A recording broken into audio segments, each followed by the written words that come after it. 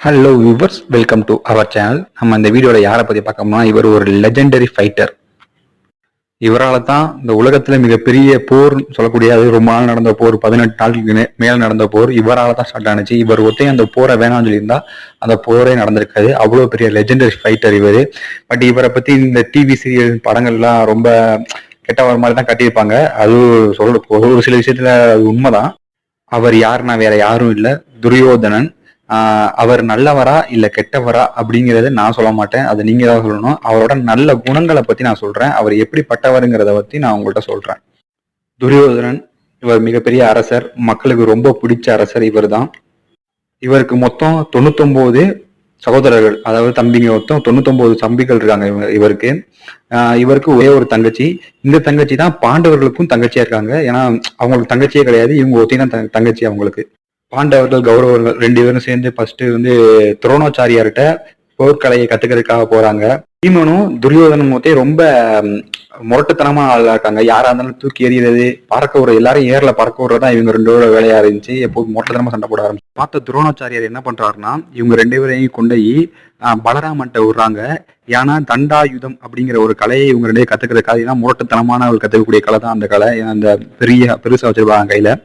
அதை கத்துக்கிறதுக்காக இவரை கொண்டு பலராமன்ட்ட விடுறாங்க. இப்ப பாத்தீங்கன்னா துரோணாச்சாரியாருக்கு ரொம்ப பிடிச்சவர்னா அர்ஜுனன் சொல்லுவாங்க. அது மாதிரி பலராமனுக்கு ஃபேவரட்டான கிட்னா ஃபேவரட்டான ஸ்டூடெண்ட்னா யாருன்னா அவர் துரியோதனன் தான். நான் சொல்றேன் இவர் நல்ல குணங்கள் என்னன்னா, அர்ஜுனன் வில்லுறான். அதுக்கு போட்டியா கரண் வில்லுறாரு. எல்லாரும் பார்த்து வியக்கிறாரு, யார்ப்பா அவன் செம்மையா வில்லுறானே அப்படின்ட்டு எல்லாரும் பார்த்து வியந்து பாக்குறாங்க. அந்த நேரத்துல துரோணாச்சாரியா நிப்பாட்டி, நீ யாரு, எந்த எந்த அரச குடும்பத்தை சேர்ந்தவன் அப்படின்னு கர்ணன்ட்ட கேட்கிறாரு. அப்பக்கினே கர்ணன் வாயடிச்சு போயிருக்கான். ஏன்னா கர்ணன் அப்பக்கினே ஒரு சாதாரண தேரோட்டியோட பையன். இதை பார்த்துட்டு கோபமான துரியோதனன் டக்குன்னு எந்திரிச்சு, நீங்களாம் பெரிய மனுஷங்களா, நீங்களாம் ஜாதி குலம் பார்த்துட்டு தான் நீங்களாம் சண்டை விடுவீங்களா, சிறந்தவன் யாருன்னு தானே கேட்டீங்க, இது இப்ப எதுக்கு நீங்க குலம் கோத்திரம் எல்லாம் கேக்குறீங்க அப்படின்னு அங்க இருக்க எல்லா பெரிய மனுஷங்களையும் சதற விடுறான். அவன் பேசுற பேச்சுல அங்க எல்லாருமே தலை குனிகிறாங்க. அவ்வளவுக்கு ரொம்ப கோபமாயிரான் நம்ம துரியோதனன். பாத்தீங்கன்னா இந்த இடத்துல எல்லாருமே குலம் கோத்திரம் கேட்டாங்க. ஆனா துரியோதனன் ஒத்தையும் குலம் கோத்திரம் அவனோட திறமை ஒத்தையும் எதிர்பார்த்தான். அந்த திறமையின் பேராலதான் இவங்களோட கர்ணனும் துரியோதனும் சிறந்த நண்பர்களானாங்க. ஆனா சில இதுல சொல்லுவாங்க, துரியோதனன் கர்ணனை பயன்படுத்திக்கிட்டான் அப்படின்ட்டு. அப்படிலாம் கிடையாது. அவனோட திறமையை பார்த்துதான் துரியோதனன் அவன் நண்பனா சேர்த்துக்கிறான். எல்லாரும் இப்படி பேசிட்டு இருக்கும்போது அவனோட கீழே இருக்க ஒரு நாட்டை கொடுக்கறான், கர்ணன்கிட்ட கொடுத்து, நீ இந்த நாட்டுக்கு அரசன் அப்படின்ட்டு அவனே பட்டம் சுட்டுறான். அதுக்கப்புறம் அவங்க எவ்வளவு பெரிய நண்பர்கள் நான் சொல்ல வேண்டியதில்லை, இந்த உலகத்துக்கு தெரியும் அவங்க 2 பேரும் எவ்வளவு பெரிய சிறந்த நண்பர்கள். தன் மனைவியும் கர்ணன் தனியா இருக்கும்போது கூட அவரை பார்த்து சந்தேகப்படல துரியோதனன்.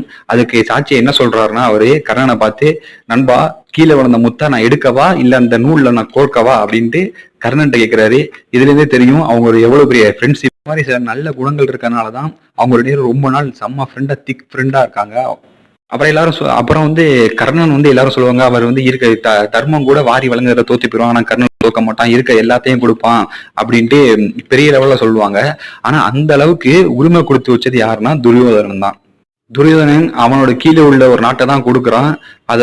அந்த நாட்டுல இருக்க செல்வத்தை தான் எடுத்து நம்ம கர்ணன் எல்லாருக்கும் வாரி வழங்குறான். ஆனா அப்ப எல்லா செல்வத்தையும் வாரி வழங்கும் போது கூட துரியோதனன் கர்ணனை பார்த்து, ஏன் அப்படி ஊதாத்தனமா பண்ற அப்படின்னு ஒரு வார்த்தை கேட்கல. நண்பா உனக்கு தோன்றது என்னமோ அது எல்லாமே பண்ணிட்டு அவ்வளவு பெரிய ஃப்ரீடம் கொடுத்து அவனை பெரிய ஆள் ஆக்குனது, அவனுக்கு பின்னாடி பேக் போன இருந்தது யாருன்னா நம்ம துரியோதனன் தான். குசும்பத்தனத்துக்கு, அதாவது கர்ணனோட துரியோதனோட குசும்பத்தனத்துக்கு அளவே இல்லை. இவங்க 2 பேரும் சேர்ந்து இருக்க எல்லா தேச மன்னர்களோடையும் போரிடுறாங்க, எல்லாத்துலயுமே ஜெயிக்கிறாங்க. சும்மா இருக்கிறது பார்த்தாருன்னு இந்திரலோகத்துக்கு போலாம், இந்திரலோகத்துல இருக்க இந்திரனை ஜெயிச்சுட்டு வரலாம் அப்படின்ட்டு அந்த மாதிரி ஒரு பிளான் போட்டிருக்காங்க நம்ம கர்ணனும் துரியோதனனும். இந்த நிலைமையில தான் பாண்டவர்கள் வனவாசல் போயிட்டு திரும்பி ஒரு மாளிகை கட்டுறாங்க. அந்த மாளிகையை பார்க்க வரலாம், வாங்க அப்படின்ட்டு துரியோதனன் சகுனி எல்லாரையும் கூப்பிட்டு போறாங்க. அப்பக்கின்னு இந்த கண்ணாடியை பார்த்துட்டு போன துரியோதனன் டக்குன்னு வலிக்கு கீழே விழுந்துறான். அதை பார்த்து எல்லாரும் சிரிக்கிறாங்க. சிரிச்சவங்க செம்ம கோபமாயிரான். செம்ம கோபமான துரியோதனன் என்ன பண்றான், போய் சகுனிட்ட சொல்றான். ஆனா பெரிய மனுஷன் சகுனி என்ன பண்ணிட்டாரு, செம்ம பெரிய மனுஷன்ல அவர் சிறப்பான வேலையை எப்படி அவங்களோட சொத்தெல்லாம் பறிக்கலான்னு செம்ம ஐடியா போட்டு கொடுக்குறாரு நம்ம துரியோதனனுக்கு. இந்த மாதிரி சண்டை நடக்கும்போது அப்புறம் பெரிய அளவில் சண்டை நடந்து போர் ஆரம்பிக்க போகுது. போர் ஆரம்பிக்கும் போது கிருஷ்ணர், அதாவது கிருஷ்ணர் வந்து கடவுளுங்கிறாங்க, கடவுள் அந்த போர்ல சொல்றாங்க. அப்பக்கின்னு அந்த கிருஷ்ணரை போய் சண்டை போடுறாங்க, பேசிட்டு இருக்கு, வழக்கு 2 பேரும் போயிட்டு இருக்கு. அப்பக்கின்னு கிருஷ்ணர் சொல்றாரு, நான் வந்து யாராச்சும் ஒரு சைடு போறேன், என்னை யாரு வேணுமோ எடுத்துங்க, ஆனா நான் வந்தேன்னா உங்களுக்கு தேரோட்டியா தான் இருப்பேன், சண்டையெல்லாம் போட மாட்டேன், உங்களுக்காக சண்டை போட மாட்டேன், ஏன்னா நீங்க 2 பேருமே என்னோட மாமா பசங்க அப்படிங்கிறாங்க. அதுக்கு உடனே தர்மம் என்னன்னு சொல்றான், எனக்கு கிருஷ்ணன் இருந்தா போதும் அப்படிங்கிறான். உடனே துரியோதனுக்கு சந்தோஷம், நம்மளுக்கு கர்ணன் இருக்கான், அந்த படை இருக்கு, நம்ம போர்ல எப்படியாச்சும் ஜெயிச்சிடலாம் அப்படின்ட்டு செம்ம சந்தோஷமா இருக்கான். இந்த சந்தோஷத்தை போய் தாத்தா பீஸ்மர்கிட்ட சொல்றான், தாத்தா இந்த மாதிரி கர்ணன் கர்ணன் நம்மள்ட்ட இருக்கான், படை நம்மள்ட்ட இருக்கு, நம்ம ஜெயிச்சிருவோம். ஆனா அவங்க சைடு கிருஷ்ணன் ஒத்தையும் தான் இருக்காரு, பத்தாவதுக்கு அவர் சண்டையும் போட மாட்டாராம், தேர்ப்பாகனத்தான் இருப்பாராம் அப்படின்ட்டு பீஸ்மர்கிட்ட சொல்றான். ஆனா பீஸ்மர் நினைக்கிறார், இவனோட அதாவது துரியோதனோட அறியாமைத்தனத்தை நினைச்சு ரொம்ப வருத்தப்படுறாரு. ஏன்னா கிருஷ்ணர் வந்து ஒரு கடவுள், அந்த கடவுள் கூட வந்து நம்ம போர்ல கண்டிப்பா ஜெயிக்கலாம் அப்படிங்கிறத மறந்துட்டு இவன் இப்படி இருக்கானே, இன்னும் ஒரு வெகுளியா இருக்கானே அப்படின்னு வச்சு ரொம்ப ஃபீல் பண்றேன். ஏன்னா ஒரு வெகுளியான பையன் துரியோதனன், அவனை வந்து மொத்தமா மாத்துறாரு, சொல்லி சொல்லி கேட்பா பேச்சை கேட்கிற மாதிரி வேற அவங்க மாமா பேச்சை கேட்டுதான் துரியோதனன் வந்து அவனோட குணங்களை மாத்திக்கிறான். மற்றபடி அவன் ஒரு சிறந்த ஒரு நல்ல குணமுடையவன். இப்ப வந்து இளவரச பட்டம் சூட்டுற ஒரு விழா நடக்குது. அதுல வந்து யார் யாருக்கு சூட்ட பிளான் பண்றாங்கன்னா, ஒன்னு தர்மனுக்கு சூட்டலாமா, இல்லைன்னா துரியோதனனுக்கு சூட்டலாமா அப்படின்னு விவாதம் நடக்குது. அப்பக்கின்னு தர்மன் சைட்ல இருந்து என்ன சொன்னாங்கன்னா, துரியோதனன் ரொம்ப கோவக்காரன், ஆனா மக்களுக்கு பிடிச்ச மன்னன் வந்து துரியோதனன் தான் அப்படியே அவங்களே ஒத்துக்கிறாங்க. அதாவது எவ்வளவு பெரிய கெட்டவன் நம்ம தான் சொல்றோம், ஆனா அந்த இருக்க மக்களுக்கு எல்லாருக்குமே பிடிச்ச அரசன் யாருன்னா துரியோதனன் மட்டும்தான். போரை நடத்தக்கூடாதுன்னு யார் யாரோ வந்து சொல்றாங்க, அவன் வந்து கேட்கவே மாட்டேங்கிறான், துரியோதனன் வந்து கேட்கவே மாட்டேங்கிறான். கிருஷ்ணர் வந்து விஸ்வரூபம் எடுக்கிறாரு, அதை பார்த்தும் பயப்படாம நான் கண்டிப்பா போர் பண்ணுவேன், ஏன்னா என் பின்னாடி கர்ணன் இருக்கான் அப்படின்னு அவர் நினைச்சுக்கிட்டு கடைசி வரைக்கும் யாரு பேச்சையும் அவர் கேட்கவே இல்லை. ஆனா யாராச்சும் ஒரு ஆளு அந்த போர்ல கர்ணன் செத்து விடுவாடு அப்படின்னா இந்த போரே வேணான்ட்டு முதல் சொல்ற ஆளு துரியோதனன் தான் இருப்பாரு. ஏன்னா அவங்க நட்பு அது செம்ம நட்பு, அவங்க 2 பேரோட நட்பு வந்து செம்ம நட்பு. எல்லாரும் நட்புக்கு இலக்கணம்னா கர்ணனை தான் சொல்லுவாங்க, ஆனா துரியோதனனும் நட்புக்கு இலக்கணம் தான். இவங்க 2 பேருமே நட்புக்கு இலக்கணம், மிக சிறந்த நண்பர்கள்னா இவங்க 2 பேரு தான். போர் நடக்க ஆரம்பிக்குது. போர் நடக்க ஆரம்பிக்கும் போது பீஷ்மர் சொல்றாரு, கர்ணன் வந்து 4ஆம் படைக்கு தான் தலைமை தாங்கணும் அப்படிங்கிறாரு. இதனால கர்ணன் வந்து கோச்சிட்டு போயிடுறாரு.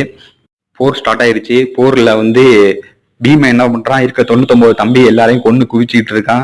அப்பக்கின்னு நேரா போய் துரியோதனன் கர்ணனை பார்த்து கூப்பிடாரு, நண்பா வாடா, நம்ம தம்பி எல்லாரும் செத்து போயிட்டு இருக்காங்க, நீ வந்து போர்லன்னா நம்ம வந்து படைகள் மீண்டு எழுவோம், நம்ம வந்து ஒரு வெற்றி காணலாம், நீ வந்தாதான் அப்படின்னு கர்ணனை இப்ப கூப்பிடுறான்.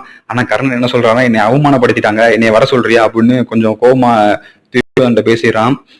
பாத்துங்க, இந்த மாதிரி பேசும்போது இவன் தான் துரியோதனன் தான் அரச இதையும் கொடுத்து பதவியையும் கொடுத்து கொடுக்கறதுக்கு செல்வத்தையும் கொடுத்து எல்லாத்தையும் கொடுத்ததே துரியோதனன். ஆனா துரியோதனன் ஒரு ஆபத்துல இருக்கும்போது கூட கர்ணன் வந்து இந்த மாதிரி அவரோட கௌரவத்தை பார்த்துட்டு வரமாட்டேங்கிறாரு. இந்த படத்துல நானும் இருந்தா நானும் இருந்தா எவ்வளவு கோவப்பட்டிருப்போம். ஆனா துரியோதனன் என்ன சொல்றான்னா, நண்பா எனக்காக நீ வந்து கௌரவத்தை இழந்து எனக்காக நீ வந்து போர்ல சண்டை போட வேணாம், உனக்கு எப்போ தோணுதோ அப்பைக்குன்னு நீ போருக்கு வா அப்படிங்கிறாரு. பீஷ்மர் சாவுறாரு. அப்பதான் கர்ணன் வாரான். கர்ணன் அதுக்கப்புறம் தான் போர்ல ஈடுபட போறாரு. 14வது நாள் போர்ல துரியோதனன் போய் இருக்க எல்லா பேரையும் தோக்கடிச்சிட்டு வரான். 15வது போர்ல நகுலனை கொண்டுட்டு அப்படியே சந்தோஷமா வந்துட்டு இருக்காங்க நம்ம துரியோதனன். சந்தோஷத்துல வரும்போது நம்ம கர்ணன் வந்து பிணமா இருக்காரு. அதை பார்த்து கதறி அழுகுறான். அவனுடைய தாத்தா பீஷ்மர் சாகும்போது கூட அழுவாதவன், ஒரு சொட்டு கண்ணீர் வெடிக்காதவன், தம்பிகள் செத்தும் போது கூட கண்ணீர் வெடிக்காதவன், அவனுடைய நண்பன் கர்ணன் இறந்ததுக்கு துடிக்கிறான். நண்பா நான் செத்து நீ உயிரோட இருக்கணுமாடா, நீ செத்து போயிட்டியடா, நீ செத்துருவேன்னு சொல்லியிருந்தா அந்த போரை நான் நடத்திருக்கவே மாட்டானடா, நீ இருக்க தைரியத்தினால அந்த போரை நடத்தினேன் அப்படி கதறான், கண்ணீர் விட்டு கதறான்.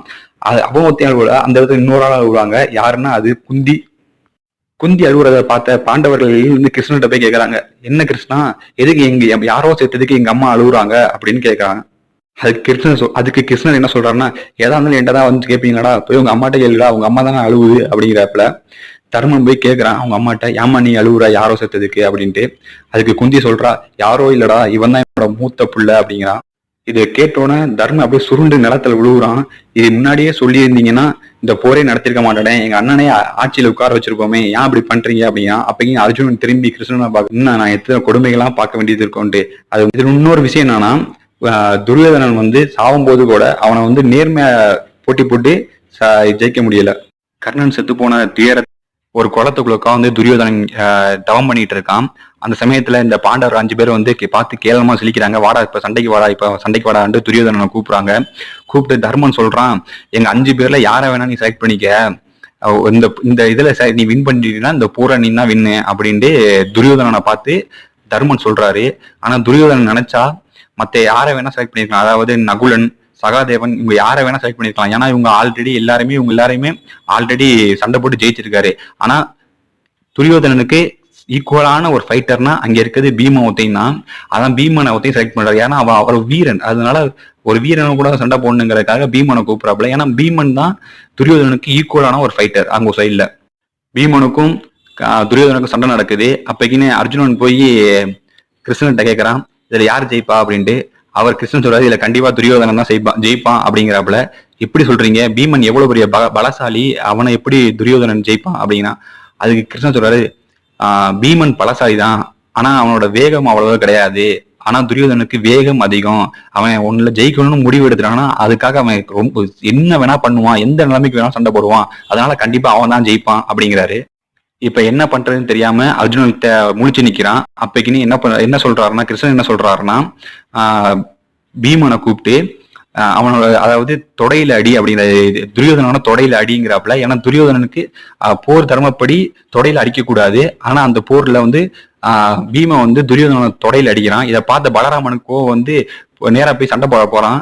கிருஷ்ணரே வராரு, கிருஷ்ணன்ட்டே சண்டை போடுறான். அதுக்கு கிருஷ்ணன் என்ன சொல்றாங்கன்னா, இது துரியோதனன் செஞ்ச தவறுகளை சொல்லி அதுக்கான கர்ம பலன் தான் இது அப்படின்றாரு. இதை கேட்டோன்னே பலராமன் கோவத்துல போயிடாப்புல, அங்கேருந்து போயிடாப்புல. பீம வந்து துரியோதனை பிச்சு உதறான், அடி கொள்றான். அப்படியே துரியோதனை அப்படியே எந்திரிச்சு நிக்கிறாப்புல, அப்பவும் அடி பிச்சு எடுக்கிறாப்புல போட்டு பீமன். அந்த சமயத்துல அஸ்வத்தாமனை வந்து படைத்தளபதி ஆக்குறாரு. அஸ்வத்தாமன் என்ன பண்றான்னா, நேரா போய் பாண்டவர்களோட குழந்தைகள் எல்லாரையும் கொண்டாப்புல, 10வது கருவுல இருக்க ஒரு குழந்தைய கூட கொண்டாப்புல. இதை வந்து சந்தோஷமா சிரிச்சுட்டு வந்து துரியோதனன் சொல்றாப்புல. துரியோதனன் அதுக்கு சந்தோஷப்படல. அது எதுக்குன்னா, சண்டை நடக்கிறது அண்ணன் தம்பிகளுக்கு தானடா, எதுக்குடா போய் குழந்தையெல்லாம் கொன்ன அப்படின்ட்டு ரொம்ப ஃபீல் பண்ணி ரொம்ப மனசுடைஞ்சு போய் இருக்காப்புல துரியோதனன். ரொம்ப ஃபீல் பண்றாரு துரியோதனன்.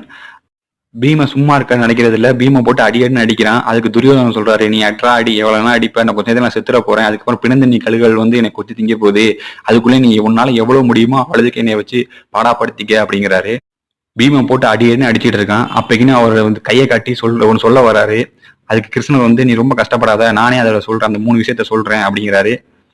என்ன 3 விஷயம்னா, இந்த 3 விஷயம் துரியோதனன் பண்ணியிருந்தானா இந்த போர்ல துரியோதனன் தான் ஜெயிச்சிருப்பான். அது என்னன்னு 3 விஷயத்த நான் இப்ப சொல்றேன். ஃபர்ஸ்ட் என்ன பண்ணிருக்கணும் அப்படின்னா, துரியோதனன் என்ன பண்ணிருக்கணும்னா, அவனோட கோட்டையை சுத்தி மதில் சுவரை அமைச்சிருக்கணும். ஆனா அதை பண்ணல துரியோதனன்.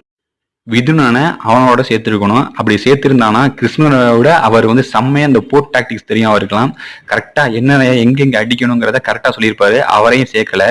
3வது தவறு என்னன்னா, அஸ்வத்தாமனை படைத்தளபதியா ஆக்கியிருக்கணும். அப்படி ஆக்கியிருந்தா, ஏன்னா அஸ்வத்தாமன் வந்து யாருன்னா சிவனோட ஒரு அவதாரம்ங்கிறாங்க. சிவன் யாரு, அழிக்கக்கூடிய கலைவுகள். அவரோட அவதாரம் சும்மா பாதி படைய அழைச்சிருப்பான். ஆனா அதையும் பண்ணல துரியோதனன். இந்த 3 தவறுனாலதான் துரியோதனன் தோக்குறான். போர் முடியுது, துரியோதனன் இறந்துடுறாரு. பாண்டவர்கள் ஆட்சி அமைக்கிறாங்க. அப்புறம் கடைசியில பாண்டவர்களும் இறந்து போறாங்க. தர்மம் மட்டும்தான் சொர்க்கத்துக்கு போறான். பாத்துங்க, தர்மம் மட்டும்தான் சொர்க்கத்துக்கு போறான். மத்த 4 தம்பிங்க யாரும் சொர்க்கத்துக்கு போல. சொர்க்கத்துக்கு போய் பார்த்தா அங்க துரியோதனன் உட்காந்துருக்காப்புல. என்ன ப்ரோ, நீங்க உதயம் வந்தீங்க, தம்பி வரலையா? அந்த மாதிரி என்ன தர்மா, நீ உதயம் தான் வந்திருக்கா, எங்க தம்பிங்க அப்படின்னு தர்மனை பார்த்து துரியோதனன் கேட்கிறாப்புல. தர்மன் நினைக்கிறப்பல, இவன் பூமியில பண்ண அட்டுலத்துக்கு இவன் எப்படி சொர்க்கத்துக்கு வந்தான் அப்படின்னு ரொம்ப அப்படி பாக்குறாப்புல. என்னடா இது நடக்குது அப்படின்ட்டு. துரியோதனன் ஏன் சொர்க்கத்துக்கு போனான்னா, அவன் இந்த போர்க்காலத்துல சண்டையில நடந்த வலிகள், அவன் தாங்கின வலிகள், அவனோட இழந்த இழப்புகள், பல மடங்கு நரகத்துல இருக்க வலிய அவன் வந்து உயிரோட இருக்கும் போதே, அதாவது அந்த போர்க்களத்திலே கண்டுட்டான்.